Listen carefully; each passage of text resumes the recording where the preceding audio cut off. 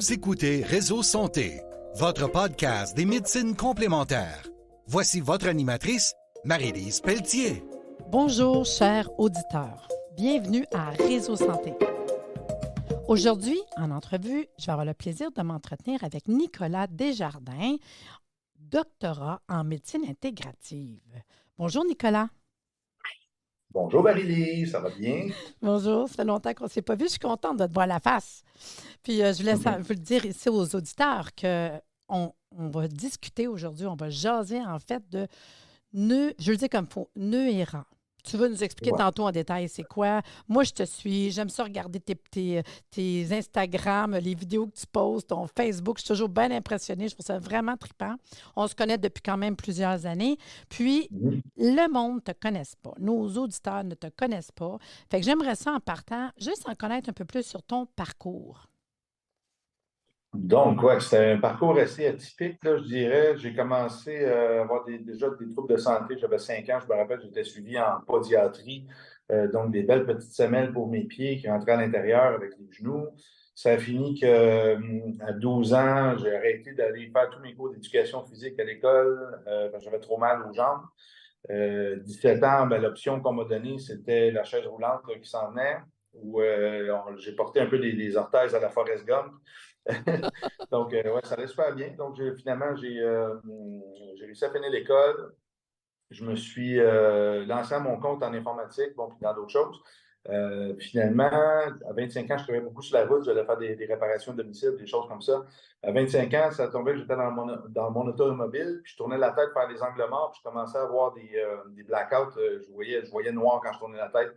Donc là, je me suis dit que ça commençait à vraiment pas bien aller. Là, j'ai commencé à me faire suivre en orthothérapie, en chiropratie, 5 fois semaine, payé de ma poche, magnifique. Finalement, commencer à étudier le corps humain, évidemment, à force de me faire traiter, corriger, traiter tel muscle. Donc, commencer à prendre mon anatomie pas mal, puis différentes techniques, 5 fois semaine, j'espère. Finalement, je me suis inscrit en massothérapie. Donc, j'ai fait mon cursus de massothérapie. Puis pendant les examens, j'avais environ 27 ans. J'ai commencé à avoir des grosses douleurs au ventre. Ça allait pas bien. Finalement, j'ai commencé à avoir du sang dans mes selles. Donc, je me suis retrouvé à commencer à être fonctionnel à nouveau de mes jambes, mais le système digestif a commencé à avoir des petits problèmes. Donc, j'ai été diagnostiqué avec une rectocolite hémorragique. Donc, j'ai eu ça. Donc, c'est une maladie auto-immune, en fait, qui s'attaque.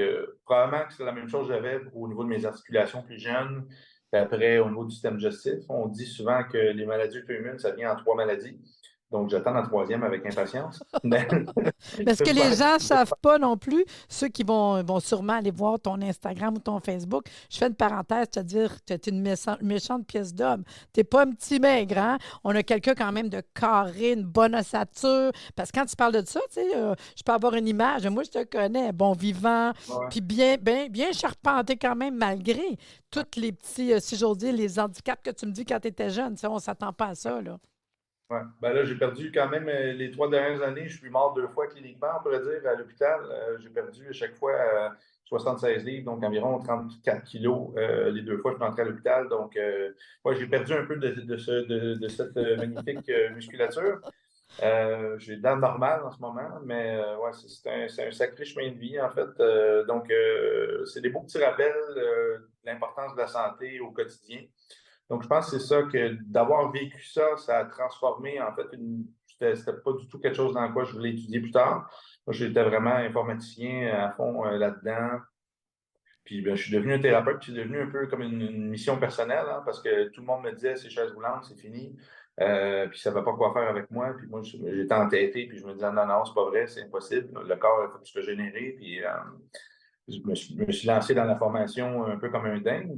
Donc, finalement, en sortant, c'est devenu on va dire une vocation, pas un travail. Donc, j'ai commencé à faire ça. J'ai commencé à faire beaucoup de testing articulaire, des trucs que j'ai appris en chiropratie avec un chiro, des bases de kinésiologie appliquée, on peut dire, ou appelée kinésiologie pour ceux qui sont en France en ce moment.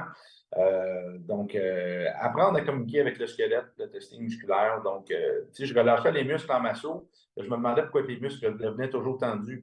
Après ça, je suis allé un peu avec cette logique-là, on peut dire ostéo-chiropratique, de mobiliser une articulation, le muscle va relâcher. Mais après, je me suis demandé pourquoi il faut toujours craquer ou relâcher un muscle? Qu'est-ce qui fait que les articulations se déplacent? Là, je me suis intéressé beaucoup au système nerveux. J'ai abouti, évidemment, j'ai fait des formations en entraînement en tout ça. J'avais ouvert le Primal Camp à Saint-Eustache à l'époque, un centre en développement athlétique. Donc là, je pouvais m'entraîner, tester mes méthodes, puis tester mes trucs. Après, j'ai été intégré, initié à la posturologie, en fait. Donc, comment que le système nerveux fait pour rassembler ces structures musculo-squelettiques en ordre, en fait, puis que ça tienne bien. Puis là, j'ai trouvé c'était des prémices, on pourrait dire, en neurologie fonctionnelle. Donc, comprendre que les yeux doivent fixer l'horizon, être droits, qu'on a 6 muscles par œil qui bougent, les yeux dans l'orbite, en fait, pour nous permettre de nous positionner par rapport à l'horizon. Ensuite, la peau du pied, c'est la peau la plus sensible du corps humain. Donc, qu'elle envoie 3 fois d'informations par seconde au cerveau pour savoir comment se stabiliser au sol. Donc, c'est un peu comme nos yeux qui sont en dessous de nos pieds, puis on a nos yeux en haut. Qu'est-ce qui est intéressant, c'est qu'on n'a pas d'articulation contrôlable volontairement sous le pied et en haut des yeux. Donc, je les vois un peu comme nos deux gardiens. Évidemment, il y a la mâchoire ensuite qui interagit, les capsules articulaires, bon, il y a plein de choses. Mais comprendre ça, puis voir qu'en corrigeant seulement les pieds, les yeux, l'oreille interne, exemple, il y a au moins 90-95% des muscles du corps qui réactivent. Donc, c'est assez fascinant. Fait que là, j'ai réalisé que je n'avais pas besoin de craquer et de masser comme un dingue. Il fallait juste que je m'occupe de ces systèmes-là particulièrement.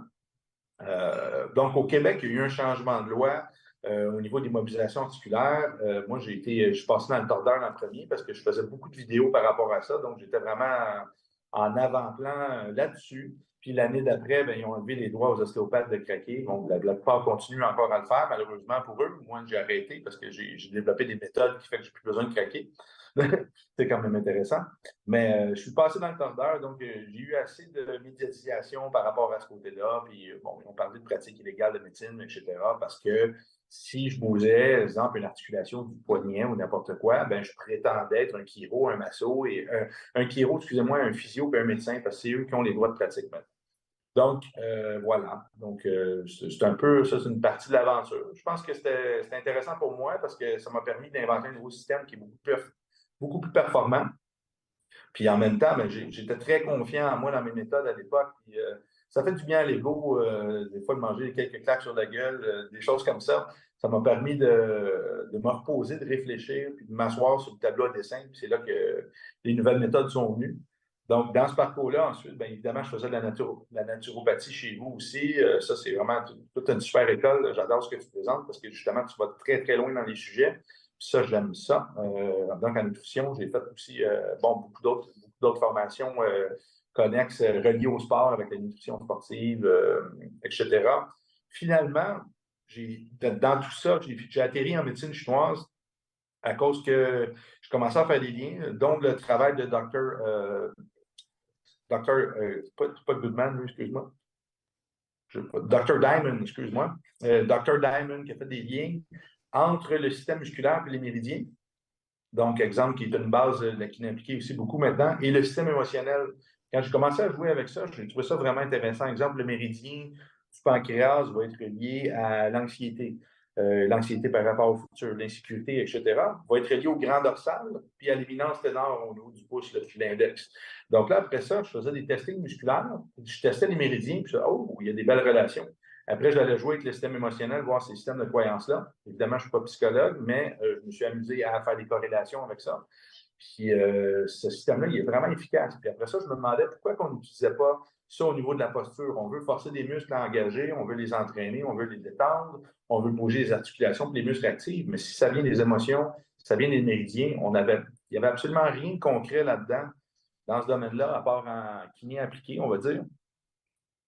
Mais en kiné appliqué, ce qui manquait, c'était tout ce qui était l'aspect posturologie. L'aspect émotionnel était moindrement adressé. Donc là, j'ai fini à faire des cours en neurofonctionnel aussi aux États-Unis, que là, eux, ils parlaient. Il y avait beaucoup d'autres choses qu'ils n'allaient pas parler. Ils n'allaient pas voir les chakras, ils n'allaient pas voir d'autres systèmes énergétiques. Finalement, j'ai déroulé au fil des années. J'ai commencé à enseigner en Europe parce que j'ai étudié dans 7 pays finalement pour ramasser un peu mon bagage d'outils. Ma propre pratique. C'est comme si, dans le fond, tu as été exploré Ouais. plusieurs champs d'action pour finir par trouver un équilibre dans ce que toi, tu as le goût d'appliquer. Puis moi, je peux vous dire, les auditeurs aussi qui sont avec moi, que j'arrive pas à parler, mais j'aime ça t'écouter. Tu es un passionné. Moi, je veux le dire, tu es passionné. Je t'écoute depuis tout à l'heure avec un gros sourire en face, tu sais. Je trouve ça mignon. Fait que dans le fond, c'est ça. Tu as été chercher plusieurs choses, puis dire, aller chercher un équilibre là-dedans. Puis c'est-tu là Mhm. qu'on va venir avec ton je veux dire comme faut, Nuvéra. Ouais. Avec Neuera, Nuera. ouais, Nuera. exactement. Neuera, c'est un peu né avec. J'avais l'Institut Neuroperformance avant, puis après ça, j'ai commencé à collaborer, intégrer d'autres professeurs, d'autres experts, des gens qui m'impressionnent. Il n'y en a pas énormément des gens qui m'impressionnent en clinique maintenant. J'ai quand même une certaine notoriété, j'ai quand même pas mal d'expérience. Puis c'est rare, je vois des gens OK, lui, il maîtrise son sujet. Il est vraiment, comme toi, dans ce que tu fais. Moi, je te réfère directement parce que tu es vraiment ultra compétente en naturo, en homéo. Tu sais de quoi tu parles. Donc, il n'y a pas beaucoup de personnes qui n'ont pas besoin d'être toujours dans leur livre ou qui sont capables de faire des liens rapidement. On est capable de faire une gymnastique cérébrale assez facilement quand on voit des cas. Ça, c'est ta force, mais il y a des gens que ça va être en thérapie manuelle. Il y en a d'autres, ça va dans d'autres choses. Moi, j'aime ça m'entourer de personnes en fait, qui sortent du lot un peu. Hein. On dit que dans chaque métier, il y a 25 de gens qui sont nuls, il y en a 50 qui sont OK, puis il y a 25 de bons. Mais après, c'est qui l'élite? C'est qui? C'est le 1 2 1 sur 1 000? Il y a vraiment des gens après qui détonnent et qui développent des trucs. Puis ces personnes-là, j'ai commencé à me dire, bon, ben là, j'y rentre dans mon école, ils vont enseigner des trucs avec moi. Moi, j'amène mon aspect neuro ou mon expertise avec ça. Puis on construit les formations. Donc là, on a pratiquement trentaine d'intervenants dans Neuera. Fait que Neuera, le mot Neuera, je voulais un mot qui soit international, mais ce que ça veut dire, c'est une nouvelle ère. Donc, une nouvelle ère de thérapeute, une nouvelle ère d'entraîneur, une nouvelle ère de supplément, Ah, c'est ça que ça peu vient. Je me importe. demandais c'était quoi. OK. Oui, c'est vraiment ça, puis c'est collaboratif. Puis on a fait un logo qui est comme un peu un atome. Puis bon, comme mon doctorat que je fais en ce moment en médecine intégrative, je suis en train de finir, c'est de la physique quantique pour la médecine beaucoup. Fait que là, c'est pour comprendre l'impact de l'énergie sur le corps. Ce qui manquait à cette école-là, encore une fois, c'est la thérapie manuelle, puis il manquait toute la neurologie. Donc, à chaque fois que j'allais dans une école, il y a des choses qui sont formidables, mais après, en pratique, on a besoin d'avoir plus d'outils. Moi, je ne suis pas vraiment un uniciste, là, on pourrait dire. Là. J'aime ça, tout mixer pour tout régler moi-même. C'est un peu comme j'ai été laissé, en fait, avec mes troubles de santé un peu à moi-même. Donc, j'ai réalisé que, ouais, ben, plus j'en sais, mieux que j'ai une vision globale de mon propre corps, plus je suis capable de faire les liens. Puis quand on voit un spécialiste, souvent, il a son outil, son habitude, sa routine, puis il ne sort pas trop des trucs. C'est pas mauvais non plus, parce qu'il y en a qui deviennent vraiment experts dans leur sujet, mais le corps humain, il est très complexe là, quand on regarde toutes ces sphères. Puis là, ben, je me suis dit, bon, il faut créer une école qui intègre toutes ces sphères-là. Je t'ai d'ailleurs parlé, j'aimerais ça que tu aies des cours chez nous aussi hein, par rapport à ça. Parce que, comme je te dis, si tu fais partie des meilleurs, bien évidemment, je veux travailler avec toi.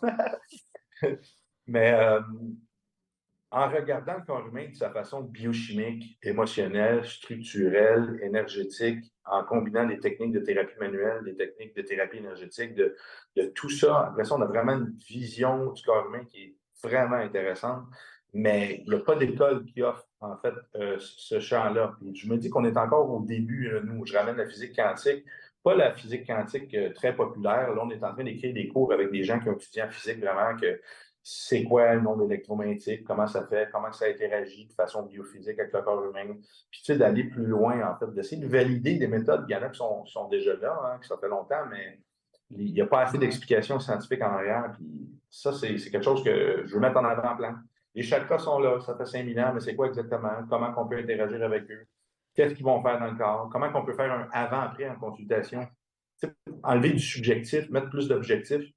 Donc, c'est Puis, vraiment ça mon idée. dis-moi donc, l'école est située à quel endroit? Moi, j'ai vu les photos, j'ai trouvé ça super beau quand vous faites le lancement. Là. Ouais, ben, Je te suis sur Facebook. Là. en fait, on n'a pas ce pignon sur rue. En fait, on fonctionne par invitation où on a des partenaires d'affaires ou des étudiants. On enseigne autant dans les gyms parce que là, on vient de lancer le cursus Neuroathletic Training pour les entraîneurs qui veulent intégrer la neurologie et ces méthodes-là pour le coaching.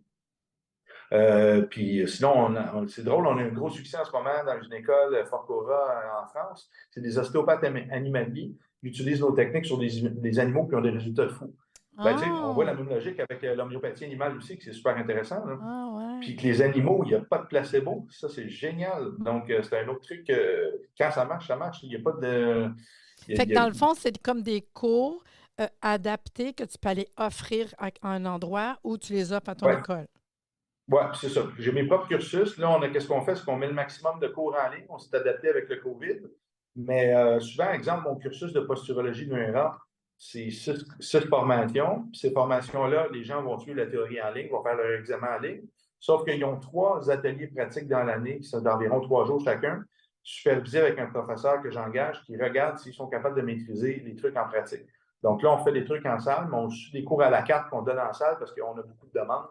Donc, on s'en va, on fait France, on fait Suisse, Belgique, Luxembourg beaucoup, puis Canada en ce moment. C'est surtout nos 5 pays phares. Donc, c'est intéressant, mais on est toujours ouvert. La dernière fois, il y a quelqu'un à Granby qui a une école là-bas qui nous ont appelés, puis il voulait qu'on forme son équipe. Donc, on est allé là-bas, puis on a donné une formation. Donc, évidemment, si les gens sont intéressés à ça, bien, ils nous contactent, puis ils peuvent voir sur le site la liste des cours un peu. Il y a des façons d'adapter, évidemment. Puis, c'est génial comme ça. Ça rend ça dynamique. C'est Comme un intéressant. sport en tout. Puis Ouais. mettons que quand tu me parles de Nuira, si toi, en consultation, tu reçois du monde, Ouais. ça fonctionne comment? Mettons une consultation, quelqu'un qui est formé, on Puis, s'attend à quoi? Puis c'est ouvert à qui? Puis à qui ça s'adresse? je dirais, Noera, qu'on a ouvert en Suisse, on a mis dans les mandats d'entreprise qu'il y a de la consultation clinique parce qu'on va ouvrir un centre aussi. Au Canada, Noera, on n'a pas de clinique, mais on a des étudiants qui sont super qualifiés qu'on peut recommander. Donc, évidemment, moi, tous les jours, je reçois des messages des personnes qui me disent bon, j'ai telle condition, est-ce que tu peux me référer quelqu'un dans cette région-là? Moi, je regarde en fonction des compétences des personnes que j'ai. Je regarde sont positionnés où, puis j'envoie les coordonnées de ces personnes-là. Donc, ils peuvent aller les voir. Moi, c'est sûr, je vais revenir au Canada, mais seulement une fois par année. Maintenant, j'habite en Suisse officiellement. Mais une consultation, tout dépendant du niveau du praticien. Habituellement, on utilise beaucoup la posturologie en clinique. Donc, on fait des tests des capteurs, des extérocepteurs, les yeux, les pieds, l'oreille interne, etc. On fait des corrections là-dessus. Ceux qui ont fait intégration neurosensorielle, on va faire des corrections au niveau on appelle ça les systèmes d'activation neurologique. En fait, c'est des systèmes dans le corps, des articulations qui bougent quand on respire. Il faut s'assurer qu'elles soient mobiles partout, qu'elles bougent bien partout. Donc, on vient faire des corrections là-dessus. C'est génial qu'est-ce qu'on a comme résultat. Sinon, il y a des gens qui ont fait Myonic. C'est mon cours que j'ai créé pour éviter de craquer. Donc, j'ai appelé ça le super thérapeute manuel, l'antimobilisation articulaire. En fait, moi, c'est ce qui a sauvé ma carrière parce que avec ce qui s'est passé, j'étais en train de perdre complètement dans la vie de pratiquer parce que je trouve ça un peu terrible. Par exemple, les ostéopathes au Québec qui ont étudié 2 ans la manipulation, l'immobilisation, manipulation, peu importe, puis qu'à la fin de ça, ils se font déchirer leur papier en voulant dire tu n'as plus le droit de les faire. C'est quand même des éducations privées à 10 000 par année et plus qu'on a appris. On n'est pas dangereux, là. On a fait des formations là-dedans. Puis, Donc, ce système-là, pour tous les gens qui font encore des mobilisations articulaires, puis qui peuvent passer dans le tordeur ou se faire dénoncer, faire n'importe quoi, venez faire cette formation-là, Yannick, ça change la vie. Donc, ça, c'est vraiment un de nos hits, là, on va dire, là, au niveau résultat. Puis mais si je peux le poursuivre, vas-y. oh non, c'est bon. Non, ben, je te le dis, c'est la première entrevue que je suis là. Je veux dire quelque chose, mais c'est bon parce que tout ce que tu dis, ça se tient bien, tu sais. Puis c'est parce que je me mets à la place des auditeurs qui connaissent plus ou moins ce que tu parles. Moi, Ouais. c'est parce que. Puis je les invite, les auditeurs, à aller voir ta page Facebook puis Instagram. Parce que moi, je sais que j'aime bien voir, pour autant des enfants que des adultes, le côté positionnement. Parce que vous montrez souvent avant puis après. Comment que des fois, juste un positionnement, un pied, l'épaule de avant puis après, les mesures. Moi, je trouve ça vraiment le fun de voir ça, là. Puis, tu sais, c'est pas... c'est comme moi en entrevue, en consultation, là. Je vais faire l'anamnèse de mon client, puis après ça, je pose Mm. des questions. Mais toi, tu vas bien plus être, mets-toi debout. Je te regarde, l'alignement. Tu sais, on voit vraiment qu'il y a Au quelque début, chose. Puis comme tu ouais. dis, par rapport aux yeux, par rapport à la vision, fait que j'imagine que vous pouvez donner aussi peut-être un petit travail à faire à la maison. Ils ont-tu des choses à faire après? Oui, l'anamnèse, elle reste super importante. Oui. Surtout, moi, de la façon dont je pratique, parce qu'évidemment, je mixe des trucs de plein de formations. Je n'enseigne pas tout ce que je maîtrise en clinique, évidemment, encore, parce que justement, faut que je fasse de la recherche scientifique en arrière. J'aime ça enseigner les choses avec une compréhension en arrière. Mais souvent, les gens vont repartir avec un ILP fasciato, un truc pour gratter la peau du pied, pour ramener la sensibilité des zones qui sentent moins bien. Donc, ce qui fait que le corps, il a besoin de sentir avant de bouger. Donc, si tu te mets debout, par exemple, si tu te lèves debout, tu ne vas peut-être pas bien sentir tes barres externes de tes pieds. Ben là, les jambes vont rentrer à l'intérieur. Puis juste en grattant la barre externe, on voit que les jambes se repositionnent différemment. Donc, ça change toutes les mesures de posture. Si c'est une correction au niveau de l'oreille interne, il faut aller trouver le canal qui ne fonctionne pas ou l'organe otolite. Puis on va donner un exercice, la personne doit sautiller sur place puis envoyer, elle va bouger la tête rapidement dans une direction. Là, ça bouge l'endolymphe, en fait, le liquide là-dedans, qui va bouger les kinocils qui vont ramener une charge électrique qu'on a dans le huitième crânien. Donc, c'est vraiment génial. C'est un peu ça, je voulais qu'ils le comprennent, les auditeurs. Parce que toi, tu le dis, tu me dis crânien, je ne sais pas trop quoi. Moi, je ne connais rien là-dedans. C'est pas pantoute mon bag, tu sais. Mais sauf que quand on voit, puis qu'on regarde, puis moi, je t'ai vu faire déjà, de toute façon. Puis je trouve ça intéressant de savoir c'est comment la personne est positionnée. Puis comme je dis, comment un exercice, toi, tu comprends tout le process. Sauf que de donner des exercices, de regarder, de revoir la personne, de dire, regarde, on le place juste en faisant des exercices, en expliquant comment tu tournes la tête d'un bord puis de l'autre, puis comment qu'on ne réalise pas.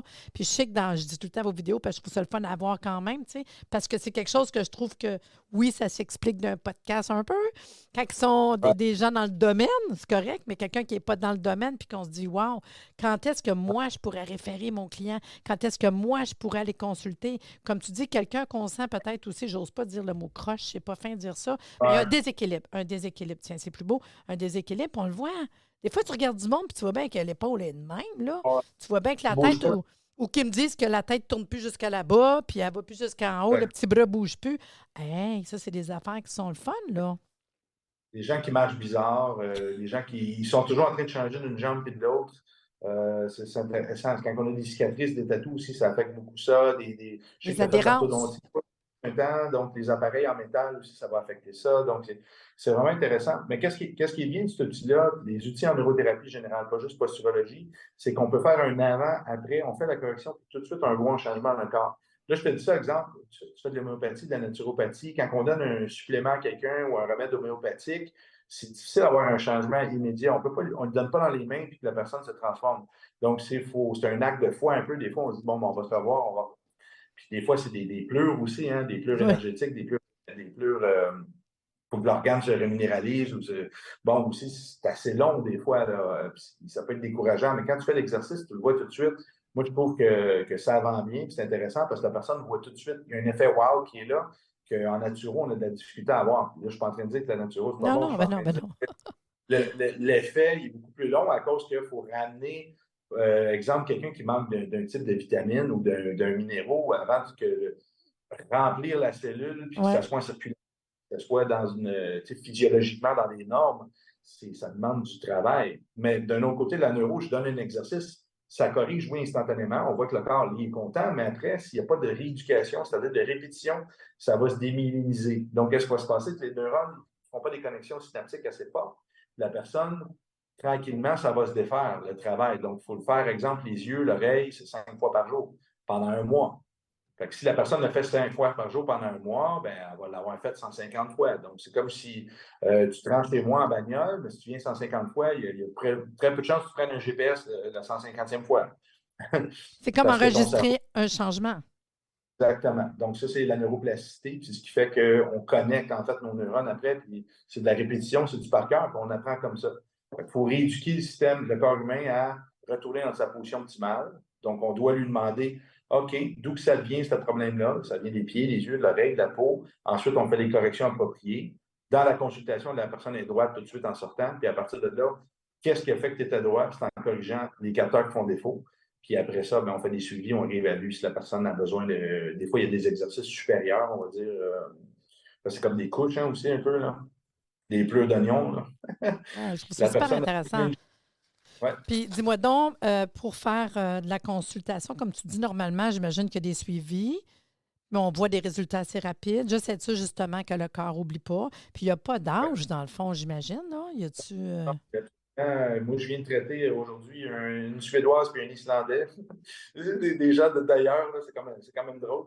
Pour différentes raisons, j'ai vraiment toutes sortes de personnes qui viennent me voir de tous les âges.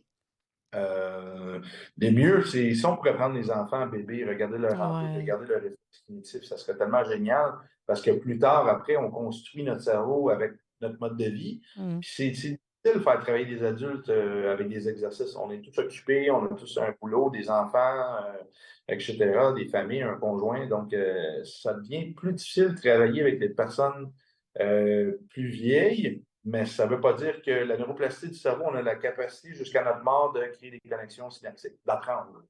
Donc, c'est bon pour tout le monde. Pourquoi vivre? J'aime bien dire en ce moment, on vit plus longtemps, mais on meurt plus longtemps en fait. On ne vit pas plus en santé, on meurt plus longtemps.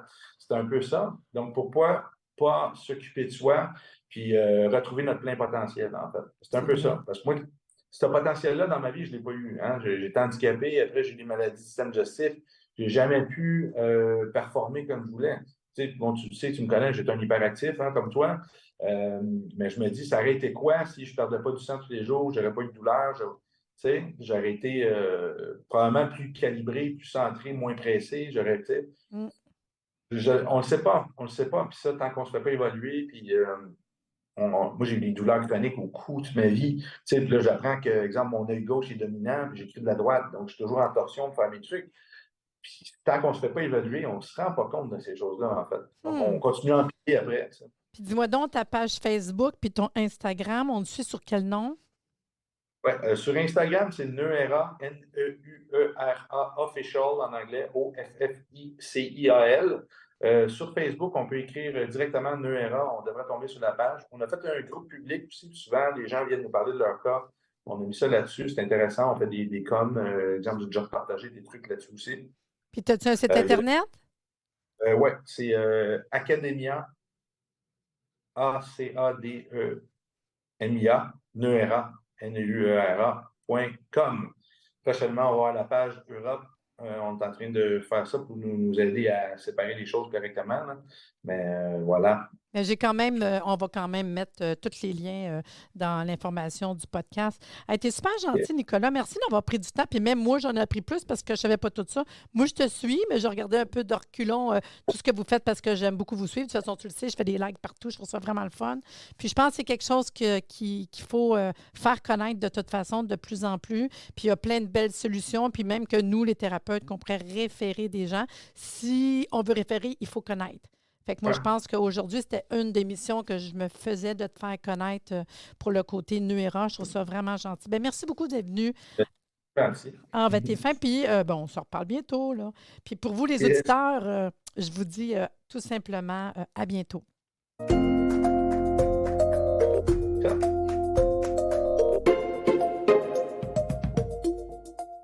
Merci de nous avoir écoutés. Soyez des nôtres tous les mardis à compter de 9h30 pour des entrevues avec un invité différent qui saura vous plaire.